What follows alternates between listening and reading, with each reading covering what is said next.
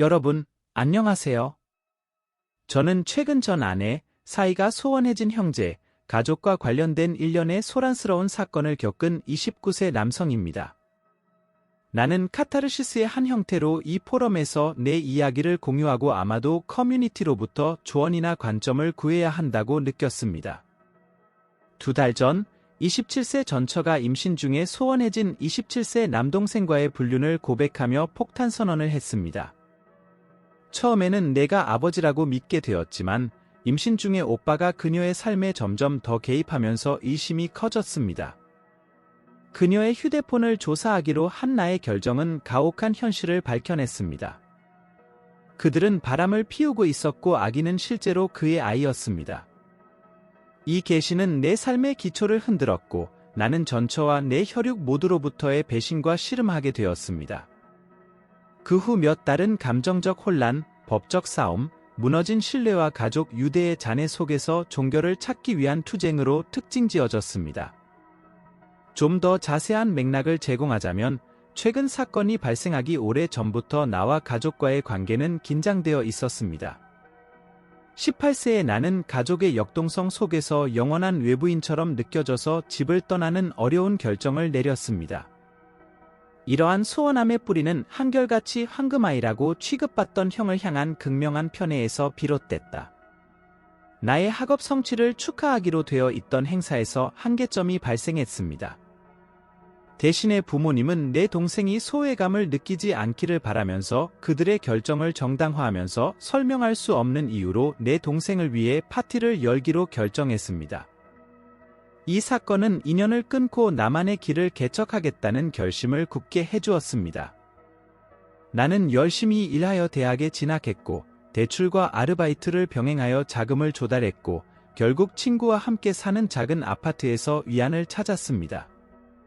나와 가족 사이에는 아무런 연락도 없이 몇 년이 지났습니다. 소원해진 내 동생이 다시 연결되고 싶다는 소망을 표현하며 손을 뻗은 것은 바로 작년이었습니다. 본능에 반하여 나는 울타리를 고치고 너무 오랫동안 존재했던 감정적 틈을 메울 수 있는 기회를 바라며 동의했습니다.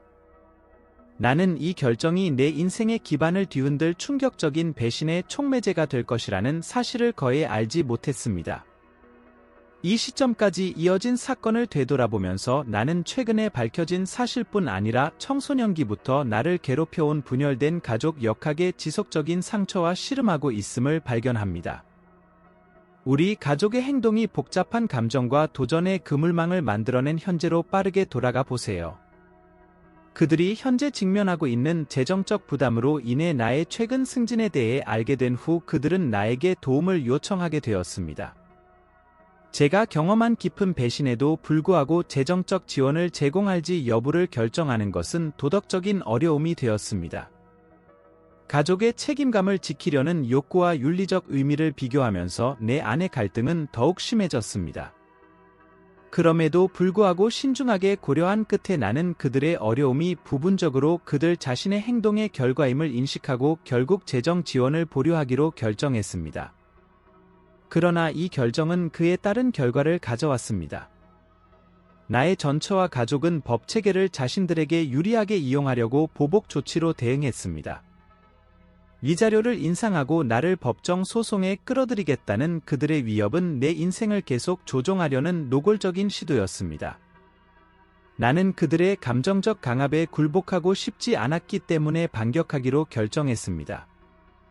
나는 진실을 밝히겠다는 결심으로 그들의 허위 주장을 반박하는 실질적인 증거를 수집했고, 이 추잡한 이야기에서 나를 악당으로 캐스팅하려는 그들의 시도를 폭로했습니다. 위자료에 대해 성공적으로 이의를 제기한 것은 중요한 전환점이 되었으며, 이는 내가 내 이야기에 대한 통제권을 되찾고 진실을 주장할 수 있게 해주었습니다. 이 법적 승리는 폐쇄를 향한 상징적인 조치로 작용했으며 혼란 속에서도 안도감을 선사했습니다. 이러한 승리에도 불구하고 우리 가족이 집에서 나를 만났을 때 재정 지원에 대한 끊임없는 추구는 새로운 최저점에 도달했습니다. 나에게 죄책감을 주고 감정을 조작하려는 그들의 시도는 그들의 전술에 굳건히 맞서겠다는 나의 결심을 더욱 부채질할 뿐입니다. 최근 가족의 배신으로 인한 감정적 낙진과 계속 씨름하고 있음에도 불구하고 최근 그들의 침묵으로 인해 내 인생의 이 소란스러운 장에서 마침내 거리를 둘 수 있다는 희망이 생겼습니다. 법적 승리의 여파로 집에서 가족과의 대치로 인해 감정적 혼란은 더욱 심해졌습니다. 나에게 죄책감을 갖게 하고 나의 책임감을 의심하고 나를 무자비한 적대자로 묘사하려는 그들의 시도는 여전히 불안한 마음을 남겼습니다. 그들의 조작에 단호하게 맞서면서 나는 돌이킬 수 없을 정도로 긴장된 가족 유대의 더 깊은 의미에 대해 반성하게 되었습니다.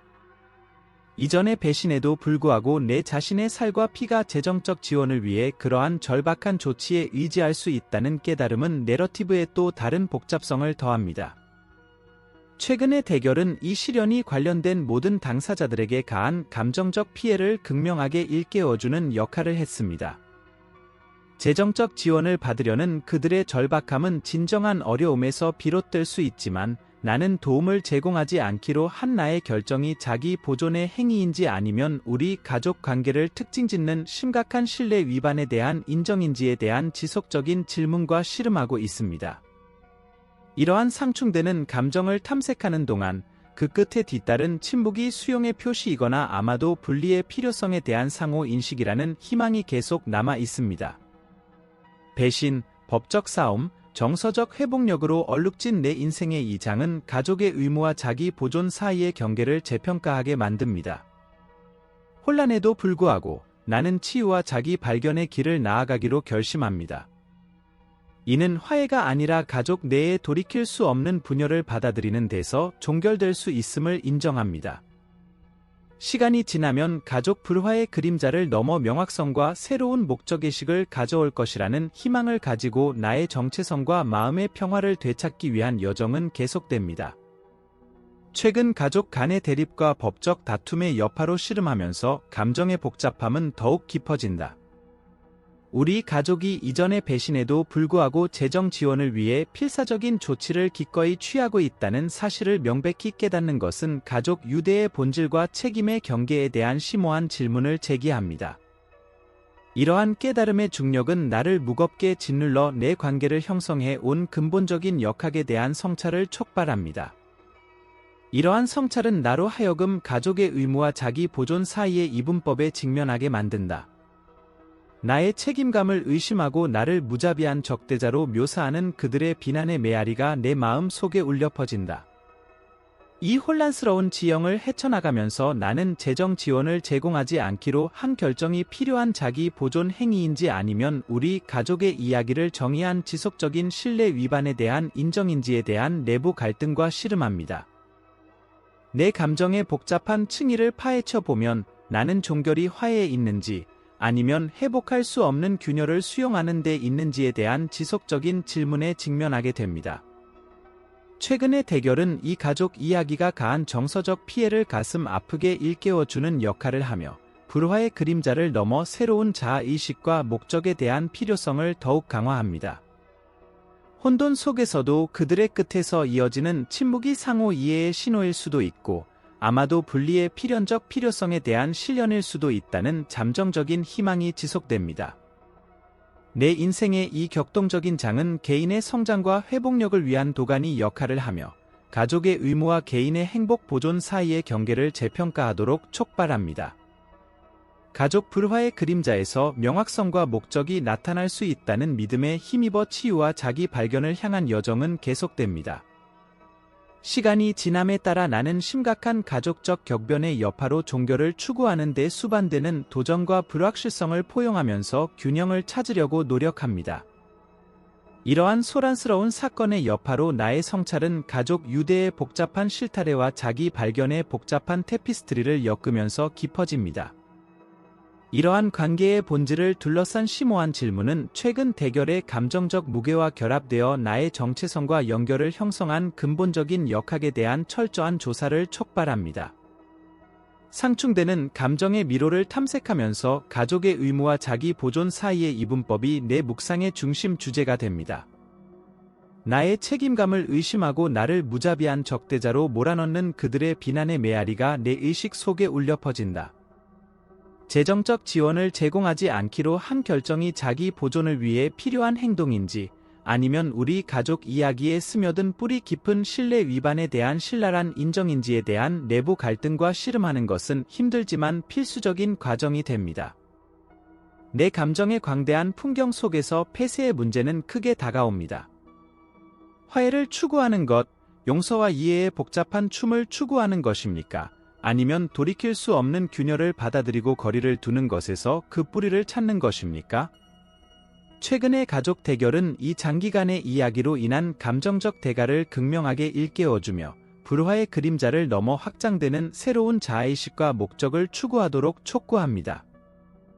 혼돈 속에서도 그들의 끝에서 이어지는 침묵은 상호 인정이나 분리에 대한 절실한 필요성의 실현을 의미할 수 있다는 잠정적인 희망이 지속됩니다. 내 인생의 이 격동적인 장은 개인의 성장과 회복력을 위한 도가니일 뿐만 아니라 가족의 의무와 개인의 행복 보존 사이의 경계에 대한 심오한 재평가를 위한 촉매제 역할을 합니다. 가족 불화의 그림자에서 명확성과 목적이 나타날 수 있다는 믿음에 힘입어 치유와 자기 발견을 향한 여정이 전개되면서 나는 나 자신의 정체성에 대한 진화하는 내러티브에 직면하게 됩니다. 심각한 가족적 격변의 여파로 종교를 추구하는 데 수반되는 도전과 불확실성은 회복력이 있으면서도 희망적인 정신을 위한 기반이 됩니다.